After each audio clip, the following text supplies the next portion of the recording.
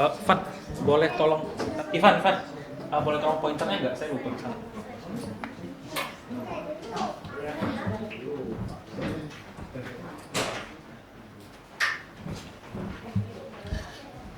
Ya, Bapak Ibu, seri hari ini merupakan bagian akhir dari seri yang sudah kita bahas Bapak Ibu selama mungkin sekitar beberapa minggu ini ya. Bapak Ibu, kalau Bapak Ibu ingat kata yang memulihkan, Bapak Ibu mengingat ada dua khotbah sebelumnya bicara tentang memulihkan. Yang pertama bicara apa? Kasih karunia yang menyembuhkan. Harusnya memulihkan, saya salah judul kemarin. Kasih karunia yang memulihkan. Orang yang mau pulih dari luka-luka emosinya, dalam relasinya dalam kehidupan sehari-hari, dalam pertumbuhan iman, untuk pulih perlu 3 elemen. Perlu kasih karunia, kita udah bahas bulan lalu. Perlu kebenaran, dan sekarang perlu waktu. Nah, Bapak Ibu, anugerah Allah seperti yang di 1 bulan yang lalu itu bukan hanya untuk keselamatan. Waktu kita bicara anugerah, biasanya kita bicara, oh nanti mati masuk surga, nanti aku dapat anugerah biar aku percaya sama Tuhan. Enggak. Anugerah tidak terbatas hanya di sana. Anugerah juga menolong kita dalam kehidupan kita sehari-hari, Bapak Ibu. Menolong kita di dalam kekuatan hidup kita sehari-hari. Waktu kita ingin mengalami proses pertumbuhan rohani, pemulihan dari luka hati, dan pemulihan relasi, kita butuh anugerah karena kita tak bisa melakukannya sendiri. Kalau memang kita bisa melakukannya sendiri, Bapak Ibu, kita nggak perlu gereja dan nggak perlu juru selamat. Oke, Bapak Ibu ingat itu. Kalau memang kita bisa melakukannya sendiri, kita nggak perlu juru selamat. Permasalahannya kita butuh juru selamat. Jadi kita butuh anugerah, Bapak Ibu. Itu yang pertama. Nah, kemudian 2 minggu lalu kita melihat bahwa anugerah saja tidak cukup karena butuh kebenaran. Tuhan menerima kita apa adanya dan Tuhan berkomitmen untuk menolong kita. Tapi kita juga perlu kebenaran untuk bisa mengubah kehidupan kita. Dan ada banyak jenis kebenaran. Bapak Ibu kalau baca Alkitab, ada banyak prinsip-prinsip kebenaran untuk pertumbuhan rohani. Ada banyak. Cuman saya ambil itu hanya 2 saja kemarin. Pertama, pemulihan dimulai dari diri sendiri. Dimulai dari diri sendiri. Bukan dimulai dari orang lain, bukan dimulai oleh anak kita kalau kita sebagai seorang anak terluka oleh bapak kita atau ibu kita, bukan dimulai oleh mertua kita atau menantu kita karena mereka salah ngomong dan mereka itu menyakiti hati kita. Bukan, itu nggak dimulai dari mereka. Itu dimulai dari diri kita sendiri. Dan juga kita melihat kebenaran. Agar kita bisa pulih perlu komunitas yang aman dan penuh kasih. Dan yang ini yang paling sulit, Bapak Ibu. Kita masih dalam proses perjalanan panjang. Karena kalau ini kita nggak mulai, kita nggak akan punya komunitas yang aman dan penuh kasih. Makanya Bapak Ibu muncul organisasi-organisasi Kristen di luar gereja. Bapak Ibu mungkin pernah dengar, ini jarang terdengar, mungkin duta pembaharuan di luar gereja. Bapak Ibu mungkin jarang mendengar, tapi saya beberapa kali ucapkan disebut namanya pancaran anugerah. Kalau di Bandung ada komunitas untuk menolong orang-orang yang punya ketertarikan sesama jenis dan bahkan sudah jatuh dalam perilaku sesama jenis disebut TLC, Transform Learning Community. Kenapa? Karena gereja nggak becus. Ya kita real aja Bapak Ibu ya. Kenapa perlu ada organisasi pemulihan di luar gereja? Karena di gereja nggak ada ini. Di gereja ini nggak ada ini. Gitu Bapak Ibu. Nah, jadi makanya kita perlu berjuang bersama-sama di dalam gereja. Nah, mudah-mudahan nanti 2025 saya pengen mengundang mereka. Kalau saya belum tahu ya bentuknya seperti apa ya. Apakah harus training, apakah harus retreat, apakah harus ada pemulihan bersama. Ini sulit sekali soalnya. Ini paling sulit Bapak Ibu. Sulit sekali ini. Kita untuk menjadikan komunitas ini mustahil kalau kita nggak mulai dari sini gitu. Jadi itu kebenarannya. Ini kebenaran pahit yang harus kita telan. Ini pil pahit. Sama dengan lembaga misi ya Bapak Ibu. Jadi ini banyak. Kenapa harus ada perkantas? Seperti saya pernah ngomong. Yang melayani mahasiswa di universitas-universitas. Karena gereja nggak ada gunanya. Kenapa ada lembaga misi di luar gereja? Aneh toh? Aneh ya? Kan gereja punya misi dong. Kan moto, nah Bapak Ibu ingat nggak moto GSR apa? Memberitakan ke seluruh dunia. Tapi kenapa muncul kayak OMF? Kemarin kita beberapa kali undang WEC. Kita undang WEC ya Bapak Ibu. Kemarin beberapa misionaris, saya sampai sempat pikir, Tuhan kenapa nggak di gereja? Jadi beberapa kali kami pertemuan di dalam kursus perspektif, kursus misi, karena memang gereja nggak bisa melakukannya. Gereja memang nggak sanggup. Gereja kita sibuk dengan memikirkan bangunannya, anggarannya, terus melindungi, menjembatani begitu banyak hal, sampai lupa misi Tuhan. Bahkan walaupun GSR kita sendiri punya moto memberitakan Injil ke seluruh dunia, tampaknya mungkin ada kesulitan di dalam area itu. Jadi Bapak Ibu, ini kebenaran ya. Ini pil pahitnya. Bapak Ibu mau pil merah atau pil biru lah ya kalau di Matrix ya. Bapak Ibu, kita mau hidup dalam dunia ilusi bahwa gereja kita baik-baik saja, seluruh gereja di dunia baik-baik saja, atau kita mau makan pil pahit bahwa ya memang kita hidup dalam dunia realita seperti ini dan kita perlu mulai pemulihan dari diri sendiri. Jadi ini kebenarannya. Bapak Ibu, nah sekarang setelah Bapak Ibu dengar ini aja kita udah ngerasa sulit ya dan panjang ya. Panjang loh, 33 tahun kita berdiri bersama dan ada banyak hal yang terjadi Bapak Ibu. Nah, kita sudah percaya Tuhan 20 tahun yang lalu, tapi entah kenapa mungkin anak kita, atau menantu kita, mertua kita, atau istri kita, atau pasangan kita, kayak nggak ngelihat ada bedanya. Nah, di sini Bapak Ibu peran dari pertumbuhan dari waktu. Nah, Bapak Ibu bertumbuh secara rohani, pulih dari luka hati, atau pemulihan relasi, butuh waktu. Di dalam dunia ini, sekarang kita tuh pengen instan. Tapi kita harus tahu bahwa segala sesuatu yang instan ada risiko. Lebih sehat mana Bapak Ibu? Lebih beresiko mana untuk kesehatan? Mie instan atau mie yang kita buat sendiri? Ya udah pasti mie. Ya, lebih aman buat sendiri dong. Bahannya kita tahu. Apalagi kalau mie-nya kita yang buat, tepungnya kita yang pilih. Semuanya kita yang pilih. Mie instan enak, cepet, instan. Tapi resikonya banyak. Tiap hari makan, wassalam kita Bapak Ibu. Bapak Ibu, bisa nggak mana lebih bertahan lama, lebih konsisten, lebih jaya di masa panjang? Mereka yang kaya karena mendadak dapat warisan, ceder dapat 2M, atau dapat 2M karena kerja keras. Ya kerja keras. Orang-orang yang mendadak uangnya habis terus karena segala sesuatu yang instan ada resikonya tinggi. Bapak Ibu. Nah, di dalam kehidupan kita juga melihat waktu bicara pertumbuhan rohani, Tuhan itu tidak membuat itu instan. Kita membutuhkan waktu dan proses dan itu lama sekali. Makanya proses pertumbuhan rohani seumur hidup Bapak Ibu. Nah, kita akan melihat ada beberapa hal yang penting berkaitan dengan kenapa sih kita butuh waktu. Kenapa kita butuh waktu? Kenapa kita itu kok nggak bisa instan? Selain Tuhan tidak mengizinkan itu terjadi. Yang pertama-tama, ada konflik Bapak Ibu antara pemahaman sama pengalaman.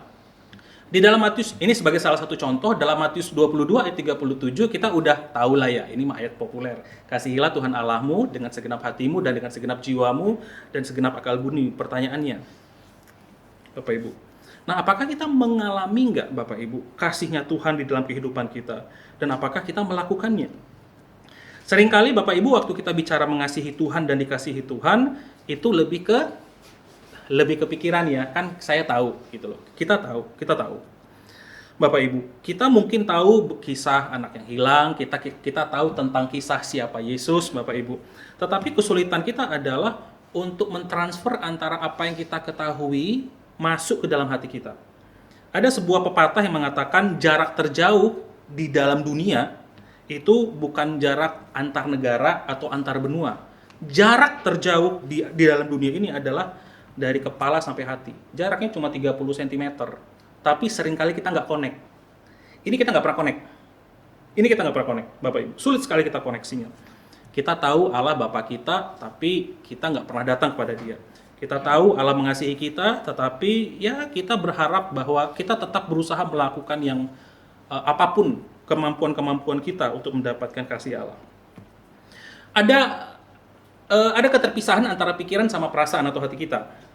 Sebagian dari kita pasti sudah tahu apa itu pengampunan. Bapak Ibu udah bisa ingat nggak apa beda pengampunan sama rekonsiliasi?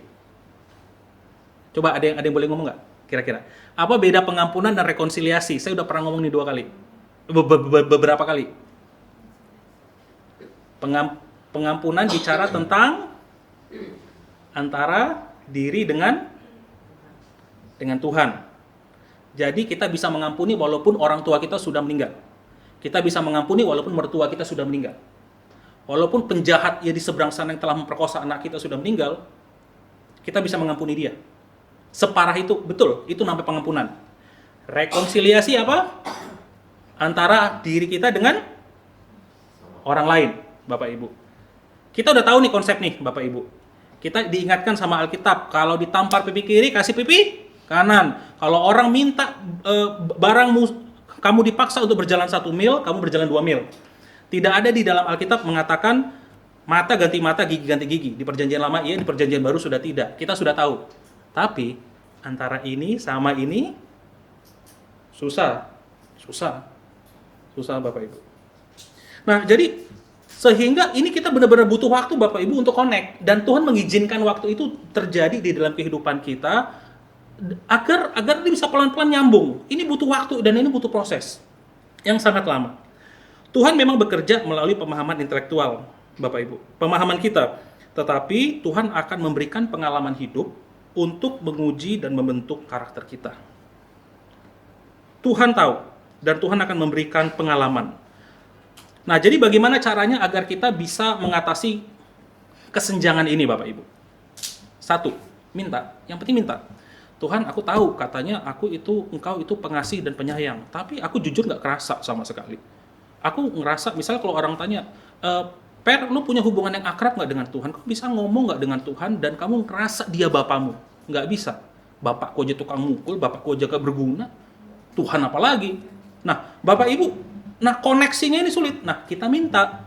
Karena ini bukan sesuatu yang bisa kita kerjakan seorang diri. Ingat ya, anugerah yang menyembuhkan. Anugerah yang menyembuhkan.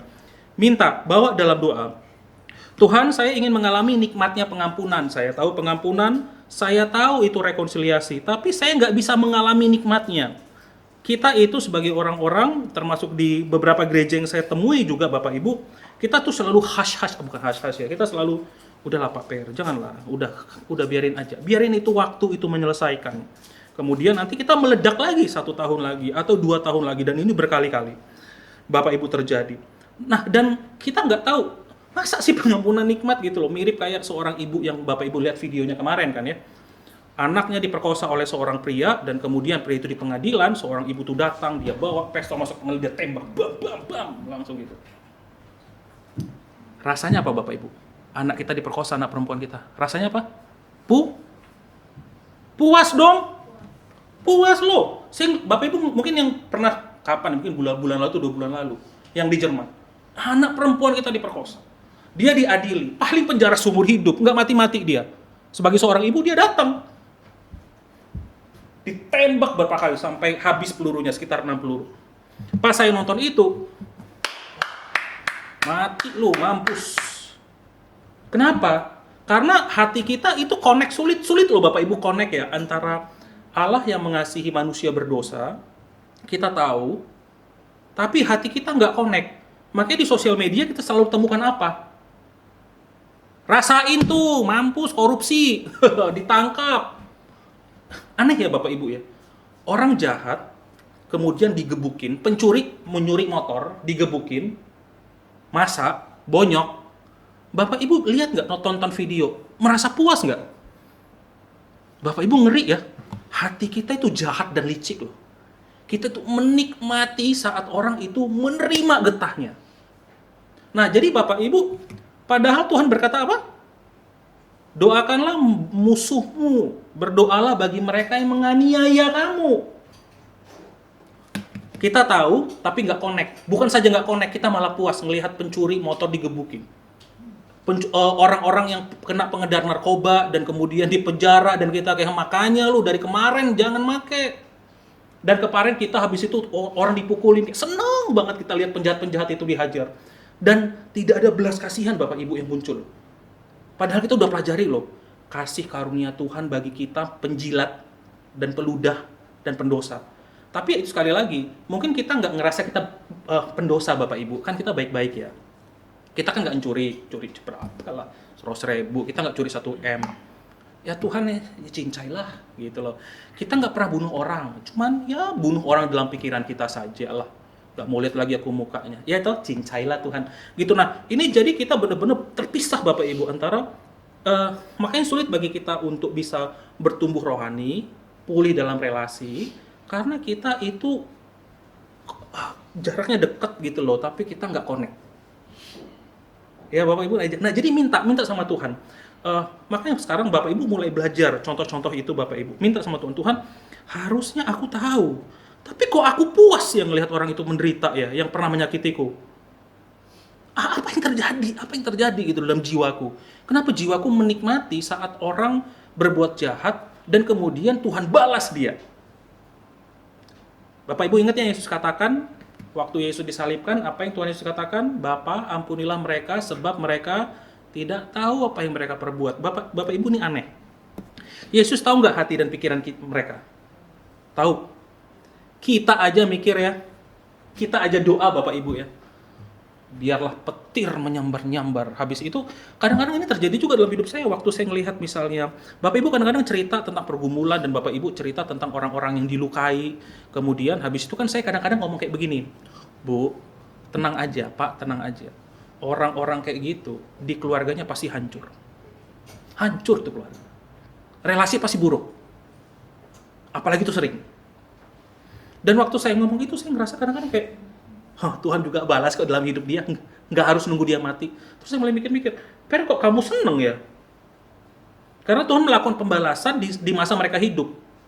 Nah itu, kan tidak ada koneksi ya Bapak Ibu ya, antara si Periadi katanya mengasihi Allah Bapa, dan kemudian aku pendosa, Tuhan tolong saya untuk mengampuni. Tapi ada rasa kepuasan yang, ada rasa ada singa dan ada serigala Bapak Ibu di dalam jiwa kita yang mengatakan, aku puas saat orang jahat itu menderita. Loh, padahal kasih Allah, Bapa ampunilah mereka sebab mereka tidak tahu apa yang mereka perbuat.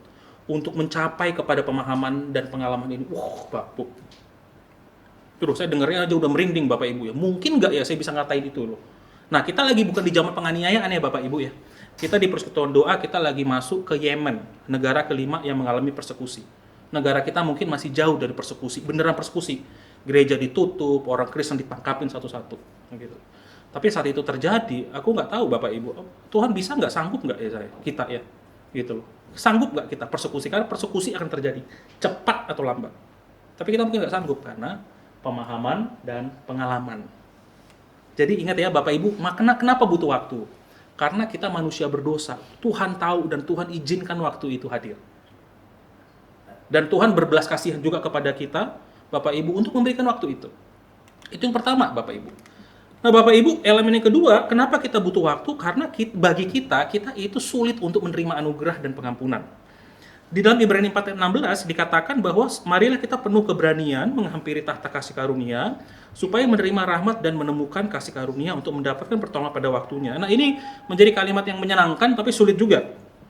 Nah bagi banyak dari antara kita, hidup dalam anugerah itu sebenarnya sulit sebenarnya. Hidup dalam anugerah itu sulit Bapak Ibu.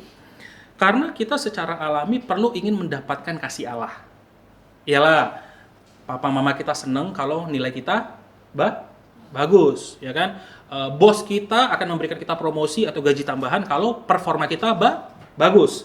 Segala sesuatu butuh performa, butuh pencapaian, butuh sesuatu gitu loh. Jadi waktu Tuhan mengatakan aku memberikan kamu secara gratis, bagi kita, walaupun kita sekarang udah kenal konsep itu, kita itu nggak ngerasa masa sih gitu loh.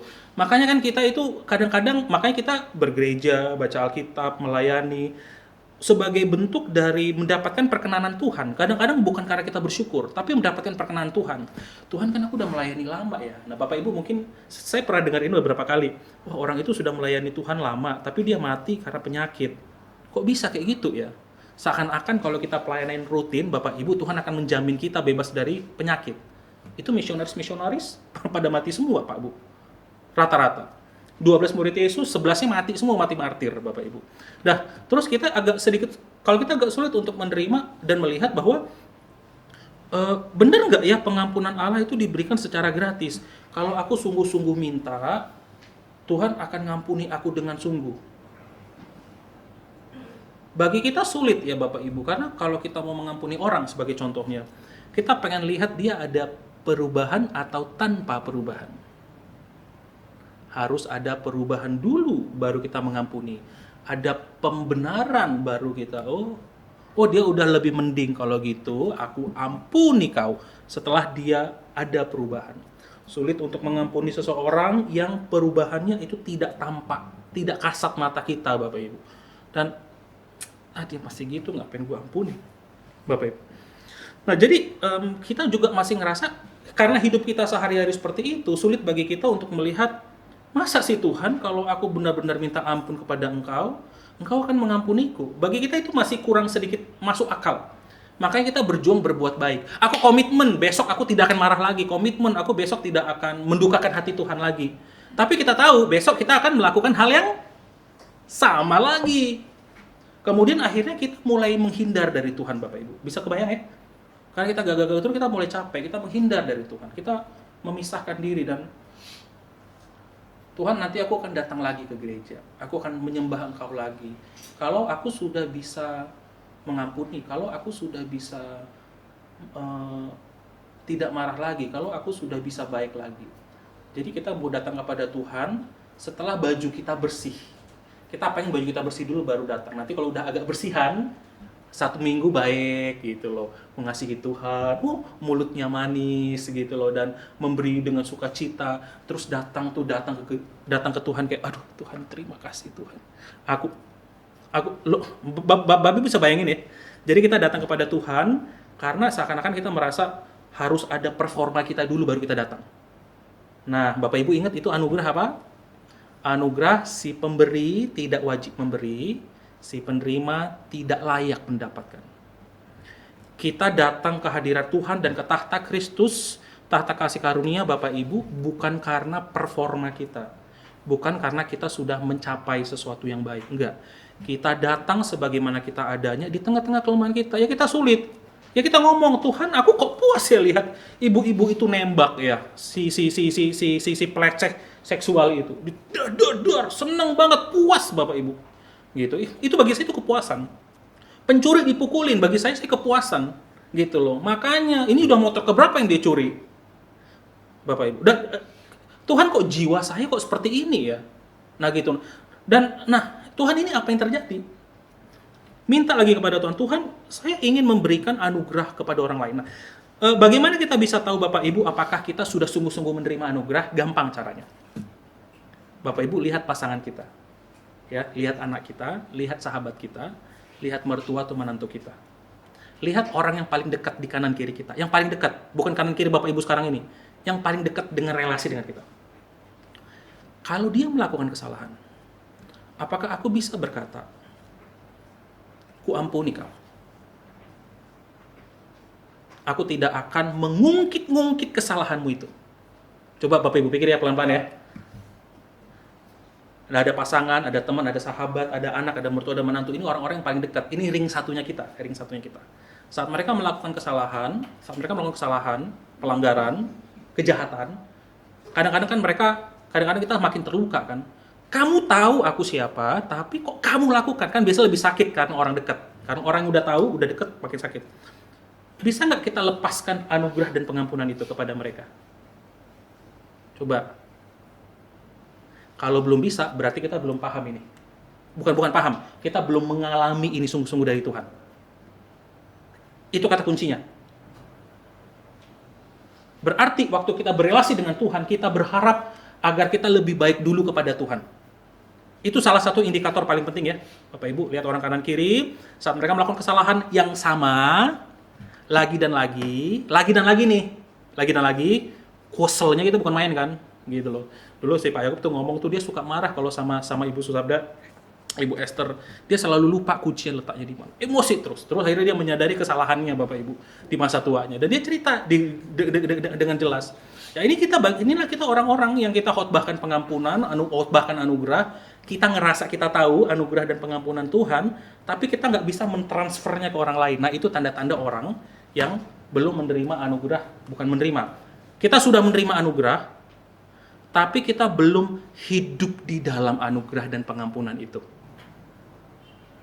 Orang-orang yang depresi, Bapak Ibu, ini adalah orang-orang yang tidak bisa hidup dalam, orang-orang yang belum bisa hidup dalam anugerah pengampunan. Bego ya aku Tuhan, jatuh lagi, salah lagi, aduh goblok banget. Satu. Kita menjadi orang-orang yang tipe nyalahin orang. Aduh, dibilangin, aduh tolol banget. Bahkan staff gua yang SD aja pinter, yang itu udah lulusan S4, S-teler gitu loh. Tapi nggak bisa-bisa, Bapak Ibu. Nah, Bapak Ibu, ini orang-orang yang di dalam jiwanya itu juga tidak mengalami anugerah dan pengampunan.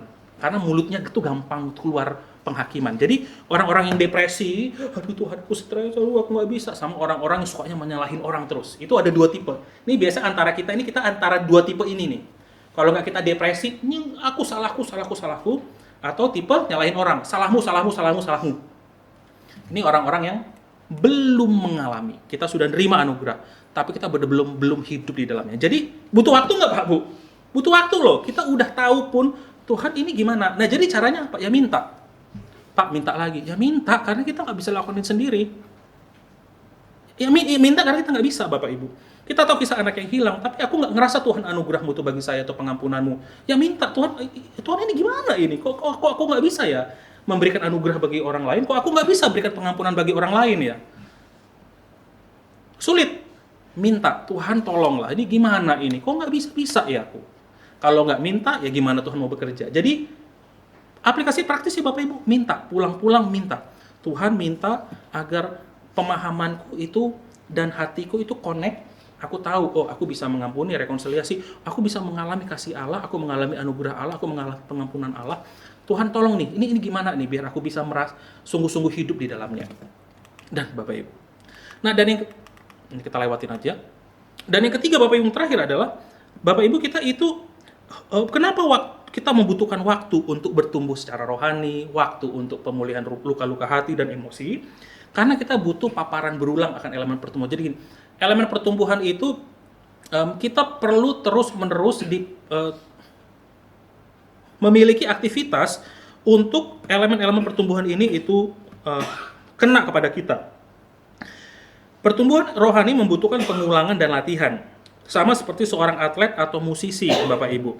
Kita pun perlu terpapar pada kebenaran-kebenaran firman Tuhan, terus ya. Jadi terus terpapar, jadi terus kita dapatkan asupan firman Tuhan, asupan lagu-lagu pujian, asupan renungan-renungan harian kita, agar kita bisa bertumbuh. Bapak Ibu, hanya doa sekali seminggu, jangan harap cukup. Hanya ibadah sekali seminggu, tapi tidak renungan harian di rumah setiap hari, jangan coba-coba cukup. Bapak Ibu ingat ya, jangan berkata itu cukup. Saya tidak memasukkan pelayanan di sini. Bapak Ibu, Mazmur berkata apa? Kesukaannya ialah Taurat pelayanan di gereja. Dan yang melakukan dan yang melayani 3 bidang dan 2 komisi siang dan malam. Enggak ya. Tetapi yang kesukaannya ialah bekerja membanting tulang untuk keluarga dan bekerja siang dan malam untuk mendapatkan penghasilan yang memuaskan untuk keluarganya. Enggak ya, Bapak Ibu? Ditulisnya apa? Yang kesukaannya ialah Taurat Tuhan. Bisnis siang dan malam buat kaya, bukan buat bertumbuh rohani. Ya, Bapak Ibu ya, hati-hati. Berbisnislah. Kerjalah kalau mau 24 jam sehari kerja. Sebenarnya enggak sih. Prinsip firman Tuhan harus ada istirahat. Tetapi tujuan utama bisnis itu apa? Untuk mendapatkan kekayaan. Untuk mengumpulkan kekayaan untuk masa depan keluarga kita. Hanya karena kita berbisnis itu tidak berarti kita bertumbuh. Jadi jangan menyamakan, Bapak Ibu. Hanya karena kita pelayanan itu tidak bertumbuh. Bapak Ibu sudah melihat banyak orang yang pelayanan. Bapak Ibu. Barusan ini Aduh, saya paling stres makanya jadi hamba Tuhan. Kadang-kadang saya mikir, aduh Tuhan, apa saya boleh profesi lain nggak ya? Ini barusan ada seorang pendeta dari Reform, dia seorang Reform dan dia seorang pengkhotbah hermeneutik yang luar biasa bagus. Dia namanya Steve Lawson. Bapak Ibu cek nanti di Google. Steve Lawson. Usia dia 73 dan menurut berita dia melakukan hubungan yang tidak kudus dengan wanita lain. Aki-aki usia 73. Lagi dicek-cek beritanya, jadi dia udah keluar dari gerejanya dan pelayanannya One Passion Ministry, dan dia juga mengajar di Ligonier Ministry. Dia keluar di usia 73, entah dia ketahuan, entah dia ngaku karena dia berhubungan dengan wanita yang bukan karena dia berhubungan dengan wanita yang jauh lebih di bawah ya, karena hubungan yang tidak kudus itu. Dan kemungkinan menurut berita ada sekitar 5 tahun. Jadi dia sudah diturunkan dari jabatan kependetaannya, dari ministry yang sudah dia kembangkan One Passion, dan juga dari semua mengajarnya waktu di Ligonier Ministry. Bapak Ibu, ini aki-aki ya. Bapak Ibu, aki-aki yang masih mikirin yang punya hubungan tidak kudus dengan seorang wanita. Bapak Ibu ingat ya hamba Tuhan dulu yang jago di tele-evangelis, yang dia selingkuh dengan penerjemahnya, sekretarisnya, yang di TV banget tahun 90-an mungkin kalau nggak salah. Bapak Ibu, Hanya gara-gara kami khotbah, hanya gara-gara Bapak Ibu bahkan melakukan itu seminggu sekali, itu nggak berarti apa-apa, Pak Bu. Itu kengerian yang besar sih gitu loh. Sekarang mungkin fine-fine aja, tapi saya nggak tahu nanti 5-10 tahun lagi, apakah nanti saya depresi gitu loh, apa saya burn out.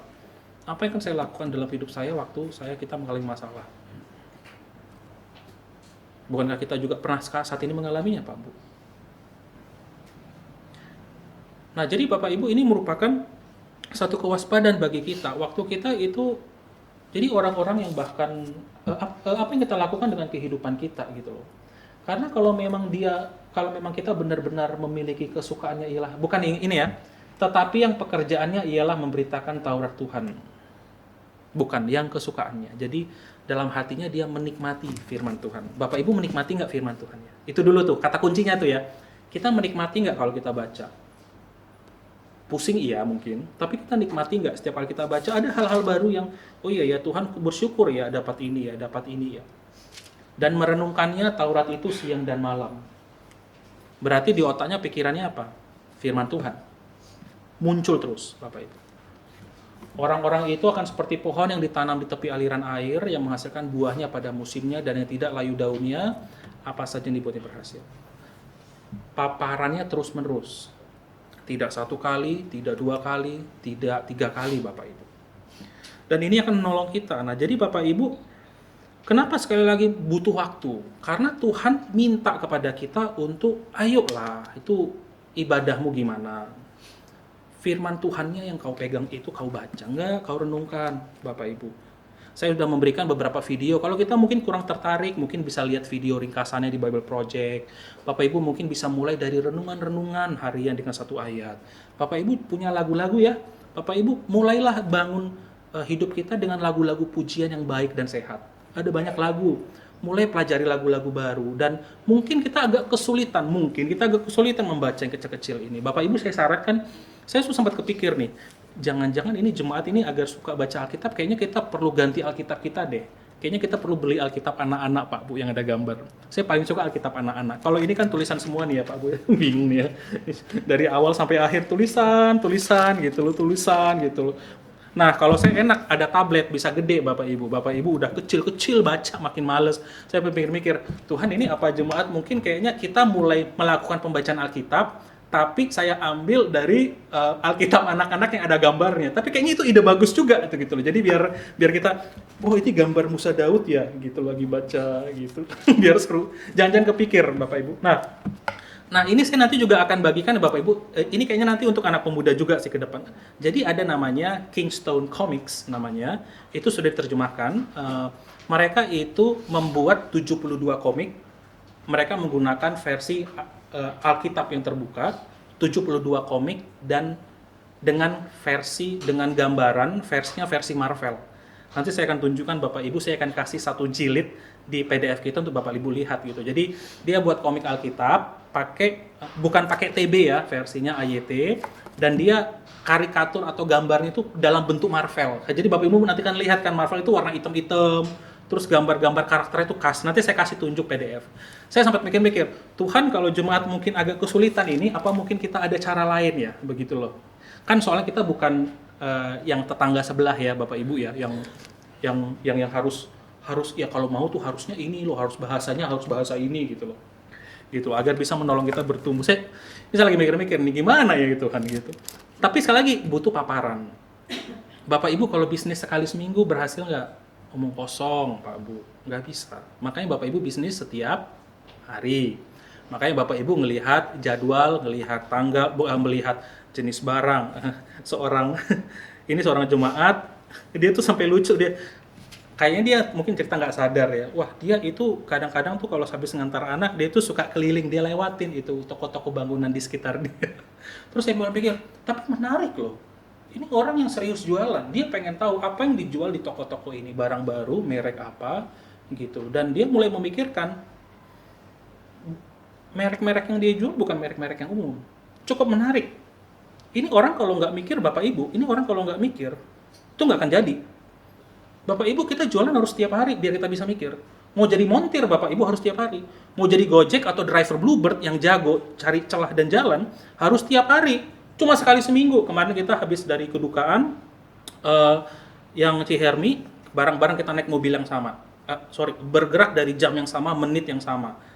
Kemudian mereka duluan dan kita duluan. Dan kami di mobil yang kedua kalau nggak salah di belakang. Nah mobil kedua ini saya baru paham, ini orang buset dah. Dia masuk jalan-jalan tikus, yang di Google Maps juga nggak ada. Dia masuk-masuk. Intinya kami sampai ke Kaurulus Bapak Ibu, 12 menit lebih cepat daripada mobil yang sebelumnya. Di jam 5 bisa lebih cepat 12 menit, ini orang hebat Pak, Bu. Bukan orang bodoh ini. Ini orang pakai otaknya. Gang mana yang mobil bisa masuk? Motor semua gang bisa masuk. Mobil nggak semua kan? Berarti dia harus belajar. Tripnya harus banyak. Agar dia bisa tahu kiri kanan. Karena dia terpapar terus, dia nggak ngandalin Google Maps sebagai panduannya. Dia sudah cep 12 menit lebih cepat. Ada paparan. Makanya waktu itu memulihkan, waktu itu butuh kalau kita membiarkan diri kita diisi firman setiap hari. Bapak Ibu jadi coba ya, Bapak Ibu, entah baca Alkitabnya, entah baca renungan manapun, tapi tolong saya minta Bapak Ibu tiap hari. Kita dari gereja kita buat renungan yang berkaitan dengan khotbah baru minggu ini. Bapak Ibu silakan kalau bisa pakai di Roti Kehidupan.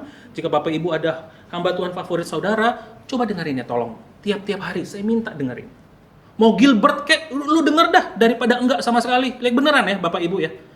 Saya nggak anti loh Bapak Ibu. Ya Bapak Ibu kalau mau denger dia kayak mau denger Jose Carroll kayak terserah dengar, tapi minta tiap hari. Baca Alkitabnya tiap hari. Saya akan coba berikan satu contoh komik itu, mungkin bagi kita yang lebih muda, mungkin pengen lebih menarik baca Alkitabnya, mengalami, nanti saya coba kasih satu, nanti kita akan mulai per minggu bahas itu dan kita baca, ya mungkin nanti saya akan coba, saya udah beberapa Alkitab anak saya sudah scan, mungkin saya perlu juga kasih setiap hari gambarnya, nanti Bapak Ibu bisa baca seperti apa ya Alkitab anak itu ada gambar gitu loh, untuk memudahkan kita, untuk membuat kita itu nggak ada alasan untuk tidak baca Alkitab merenung setiap hari, karena butuh paparan firman Tuhan tiap hari. Nah jadi Bapak Ibu, kenapa pemulihan butuh waktu? Kita pelajar 3.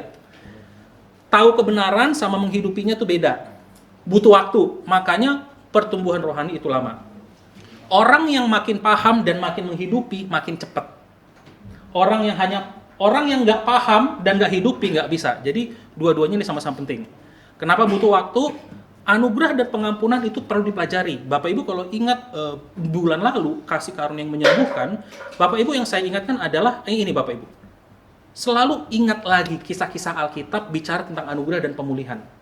Bapak Ibu kan ada banyak kisah ya, kisah-kisah Alkitab itu di Alkitab kita. Baca lagi, renungkan lagi, dengar lagi. Kalau Bapak Ibu mau nonton film Yesus, saya akan kasih coba linknya lagi. Saya ada beberapa film Yesus yang saya sudah buat subtitle. Waktu itu nih saya kasih untuk orang yang katekisasi sih. Cuma saya pikir Bapak Ibu mungkin perlu. Dia ada beberapa versi film Yesus.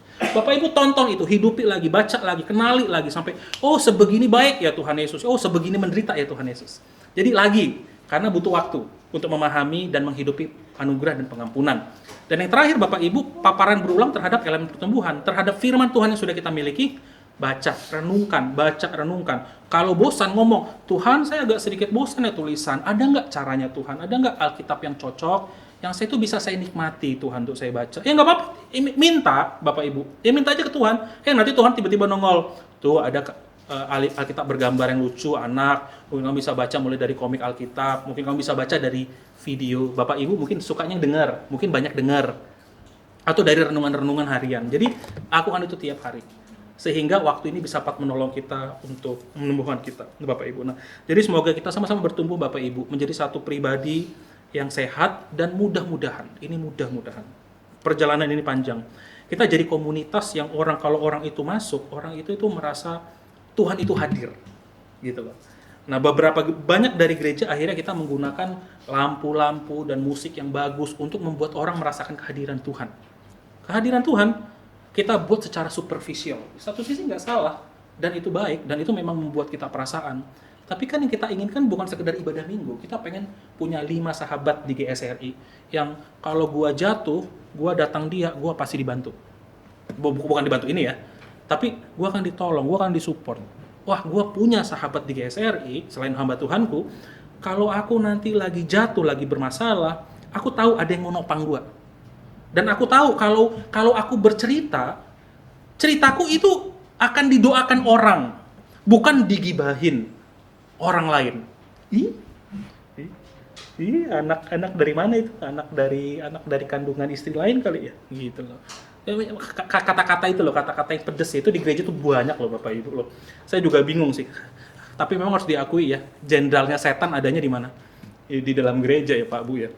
Gitu. Jadi perjuangan rohani kita itu banyak sekali. Nah, jadi semoga menolong kita Bapak Ibu ya. Mari kita bersatu dalam doa. Bapa kami dalam surga, tolong kami Tuhan, agar kami bisa mengalami pemulihan di dalam kehidupan kami. Kami mengalami pertumbuhan rohani, dan kami bisa mengalami kepuasan betapa indahnya hidup di dalam Tuhan dan bersama-sama satu sama lain. Biar kiranya Tuhan boleh pimpin kehidupan kami Tuhan. Tuhan berikan pemahaman dan pencerahan bagi setiap kami yang memerlukan. Tuhan berikan kami juga pengalaman untuk merasakan, menikmati kasih Tuhan itu, anugerah dan pengampunan itu. Tuhan tolong Tuhan, agar kami bisa mengalaminya. Berikan kami itu Tuhan. Dan ini doa permohonan kami, biar hidup kami, keluarga kami bisa sehat, lingkup gereja kami bisa sehat, dan orang-orang di sekitar kami bisa melihat Tuhan dimuliakan melalui keluarga dan gereja kami. Ini doa dan permohonan kami. Dalam nama Yesus kami berdoa. Amin.